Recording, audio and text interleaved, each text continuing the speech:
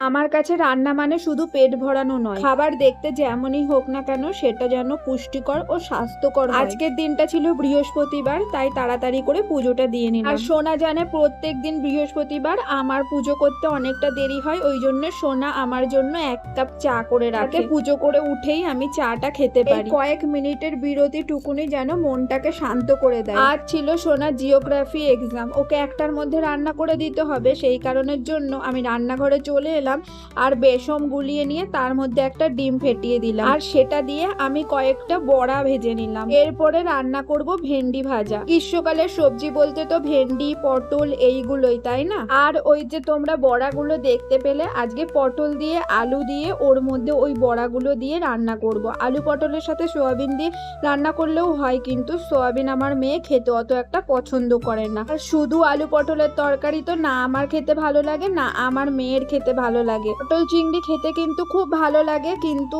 জানো তো চিংড়ি মাছে আমার প্রচন্ড পরিমাণে অ্যালার্জি, ওই জন্য মেয়ে আর মেয়ের বাবা কেউ বাড়িতে চিংড়ি মাছ অ্যালাউ করে না। আর এই যে রান্না করা অবধি সকাল থেকে আমার যত বাসন হয় সব বাসনগুলো আমি ধুয়ে রাখার চেষ্টা করি, সেই জন্য আমি দেখো বাসনগুলোও ধুয়ে নিচ্ছি। আমি রান্না করার সময় একটা জিনিসই মাথায় রাখি, খাবারটা দেখতে যেমনই হোক না কেন সেটা যেন পুষ্টিকর ও স্বাস্থ্যকর হয়। আগে জানো তো আমি এইগুলো মেনটেন করতাম না, সেই জন্য আমার ছেলে মেয়ে বলো আমি বলো প্রায় শরীর খারাপে পড়তাম। এখন আমি এইগুলো মেনটেন করার পরে দেখেছি আমাদের শরীর খারাপটা আগের তুলনায় একটু কম। এরপর চলে এলাম জামা কাপড় মেলতে। আজকে অনেক জামা কাপড় কেচেছিলাম আর সোনাকে বলেছিলাম জামা কাপড়গুলো মেলে দিতে, কিন্তু সোনা আজ আমার কোনো কথা শোনেনি। আর ওর যেহেতু পরীক্ষা চলছে ওই জন্য ওকে আমি কোনো কাজের জন্য জোরও করতে পারছি না।